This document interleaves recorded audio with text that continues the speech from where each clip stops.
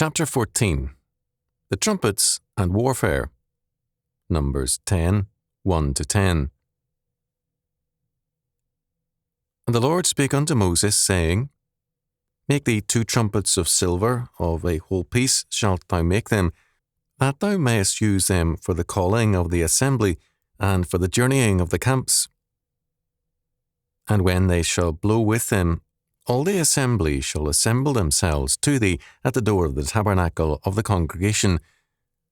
And if they blow but with 1 trumpet, then the princes, which are heads of the thousands of Israel, shall gather themselves unto thee. When ye blow an alarm, when the camps that lie on the east part shall go forward, when ye blow an alarm the 2nd time, then the camps that lie on the south side shall take their journey. They shall blow an alarm for their journeys. But when the congregation is to be gathered together, ye shall blow, but ye shall not sound an alarm. And the sons of Aaron, the priests, shall blow with the trumpets, and they shall be to you for an ordinance forever throughout your generations. And if ye go to war in your land against the enemy that oppresseth you, then ye shall blow an alarm with the trumpets, and ye shall be remembered before the Lord your God, and ye shall be saved from your enemies. Also, in the day of your gladness, and in your solemn days, and in the beginnings of your months, ye shall blow with the trumpets over your burnt offerings, and over the sacrifices of your peace offerings, that they may be to you for a memorial before your God. I am the Lord your God. Numbers 10, 1-10. When I was a boy, I heard occasional references to this text, and, during the Vietnam War, I read of one pastor's use of it. In the main, however, it is a forgotten text. Before going into an account of its meaning, a glance at the use of trumpets as a signal needs to be cited, because we are so remote to such signalling.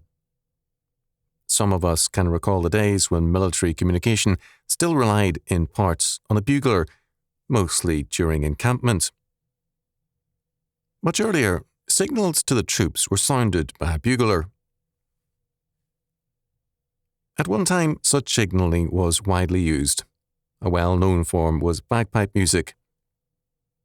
The various clans had excellent means of communication from village to village, as well as during a battle.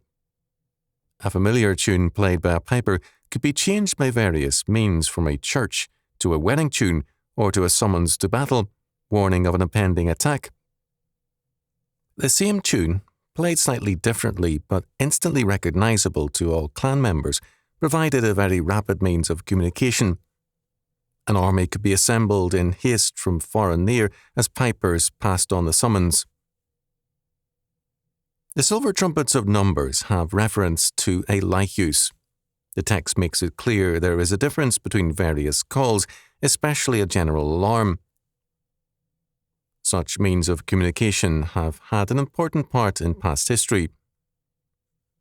The Arch of Titus, commemorating the fall of Jerusalem in the war of AD 66-77, depicts these silver trumpets. They were long, straight and slender tubes with flared ends. The trumpets were apparently 3 to 4 feet long, although some say 18 inches only. Josephus. In 2 Chronicles 13, 12-16, we have a reference to their use in war. In the Apocrypha, 1 Maccabees 4:40, we have an example of their use in the intertestamental era. Josephus also refers to the trumpets, Antiquities 3, 12.6. We have references in the New Testament to the trumpets in relation to the Last Judgment, Matthew 24:31, 1 Corinthians 15:52, Revelation 8 and 9. Within Christendom, church bells replaced the trumpets as a call to worship. Bells also inform people of various things. The use of trumpets in the fall of Jericho is well known, Joshua 6, 1-20. A trumpet blast has come to mean a dramatic marking of time, announcing a beginning or an ending, or some great event. The uses of the trumpets were varied and included 1. To assemble the people or their leaders, 2.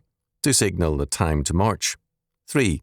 To call upon the Lord for help in battle, and to muster the fighting men, and 4. To call for the Lord's presence at festivals. Psalm 98:6. The trumpets were in the possession of the priests. Walter Riggins wrote, "It was the priests who blew the trumpets, further stressing God's control over the camp." This tells us why this is now a neglected text. It requires a biblical decision to declare war. The control of the trumpets was not in the hands of the state. A Dutch commentator, Marsing, wrote, "The blowing of the trumpets and the sounding of alarm had to do directly with God. Twice we read that the blowing of the trumpets constituted an appeal to him to graciously remember his people, both in time of peace and in time of war, verses 9 and 10. The short concluding sentence, "I am the Lord your God," means, "You can rely on me." God required that, in order to rely on him, they obey his covenant law. This means that the laws of God governing war and peace had to prevail. This also meant recourse by the civil leaders to the priests and Levites for a judgment out of the law before any steps were taken. This was mandatory if God's blessing was desired. For example, when King Jehoshaphat of Judah joined King Ahab of Israel and they decided on war against Syria, Jehoshaphat, while recognizing Syria's aggressions, refused to go to war unless God's will were ascertained through God's prophetic ministry. The false preachers or prophets summoned by Ahab all said, "Go." There being no true priesthood nor Levitical order in Israel, Jehoshaphat asked for a faithful prophet, and Micaiah, the son of Imlah, was sent for. Micaiah made known God's disfavor and predicted the death of Ahab, 1 Kings 22. This was the practice. No covenant people could rightfully move apart from God's covenant law. To do so meant making an enemy of God. Because God is king over all creation, king of the universe, his law word must govern every sphere. Calvin stressed this text greatly, and his comments must be cited at least in part. We know how often in earthly affairs God is not regarded, but counsels are confidently discussed without reference to his word. He testified, therefore, by this employment of the priests, that all assemblies, except those in which he should preside, were accursed. He was also unwilling that war should be undertaken precipitately, nor with the desire of vengeance, but that the priests should perform the office of heralds in order that he might be the originator of them himself. We must, however, observe the promise, which is inserted, that the Israelites should be remembered before the Lord, that he should put their enemies to flight, not as if the safety or deliverance of the people was attached to the trumpets, but because they did not go to the battle except in reliance on God's aid. For the reality itself is conjoined with the external symbol, that is to say, that they should fight under God, should follow him as their leader, and should account all their strength to be his grace. And that all the saints were guided by this rule appears from Psalm 27. Some trust in chariots, and some in horses, but we will remember the name of the Lord our God. And again, there is no king saved by the multitude of an host. The mighty man is not delivered by much strength. Behold, the eye of the Lord is upon them that fear him, upon them that hope in his mercy. Psalm 33, 16 and 18. How then shall we interpret this text? The priests and the Levites were required to expound the meaning of God's covenant law. They were not given the power to pass sentence upon a lawbreaker, but they were called upon to cite the laws of God as they applied to a particular offence or charge. Similarly, when war was considered, the priests and the Levites would apply the law of God to the current crisis. The declaration of war was then a decision of the civil authority, but the formal proclamation came with the trumpet blasts. The reason for this rested also on the commandment, "Thou shalt not kill," Exodus 20:13, Deuteronomy 5:17. Life is God's creation, and it can only be taken on God's terms as set forth in His law. Accordingly, there are laws governing the killing of certain animals for food, laws concerning wild animals, both clean and unclean, laws concerning self-defense and the killing of those who invade our homes, laws governing warfare, laws with respect to executing certain criminals, and so on. For this reason, warfare especially must be subject to God's laws, Numbers 1, 2 and 3, 18, 20, 45, 10, 9, 21, 14, 26, 3 and 4, Deuteronomy 20, 19 and 20, etc. Therefore, the sounding of the trumpets was the work of the priests. It could not be coerced without sin. As T.E. Espin wrote, "As the trumpets were emblematic of the voice of God, the priests only were to use them." The peaceful uses of the trumpets were not of the same controversial character as the use in proclaiming war. According to W. Binney, the silver trumpet cited here must not be confused with the trumpet of Jubilee, Leviticus 25:9, Luke 4:16. Although bearing the same name in the English Bible, these are quite different instruments and are called by different Hebrew names. The former is shofar or cornet, which, as its name implies, was of horn, or at least horn-shaped, whereas the latter, the chatsoter, was a long, straight tube of silver with a bell-shaped mouth. The true intention of the silver trumpets is distinctly enough indicated in the law before us.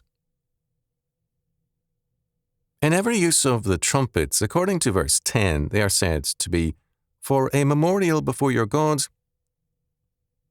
The word translated as memorial is in the Hebrew zikron, a record, writing, or memento.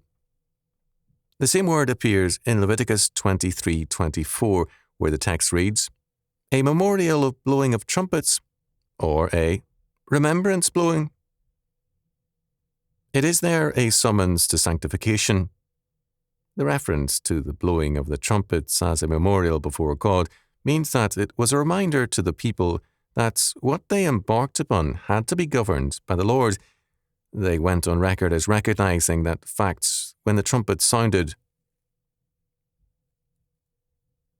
The disappearance of this text from public consideration in church and state is evidence of the extent of our secularization. Now, wars are fought with little regard for God's law. A major target in warfare now is the civilian population. The creation of terror is deliberately sought, and modern warfare is justified as practical. Such a view has no regard for God and His law. This text is forgotten because men do not see God's word as their governing law. They mine beautiful thoughts. Books have actually been written with such titles as Nuggets from Joshua or Deuteronomy, and so, except for certain verses, the rest is dross. We know that Israel supplanted the work of God with the tradition of men, making the law of God of no effect. Matthew 15, 1-9.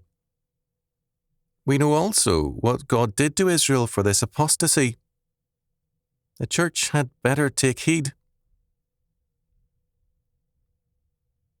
This law did not infallibly avert bad wars. Men are not capable of inerrancy. It did, however, require that men make all decisions in terms of God's law, because God is our Lord and Sovereign.